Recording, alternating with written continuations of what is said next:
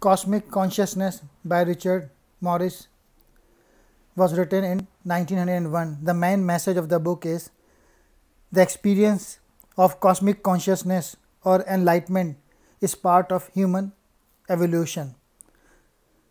Jesus, Muhammad, Buddha had inspired great religions because they offered a new understanding of what it means to be human. Richard discussions of these cases make fascinating reading and forms the body of the book. He saw the following characteristics of people who had achieved cosmic consciousness. Average age at illumination 35. History of earnest spiritual seeking. Example, love of scriptures or meditation. Good physical health. Enjoyment of solitude. Generally well liked or loved. Little interest in money. Richard made some other interesting points. Most experiences of cosmic consciousness happens in spring or summer.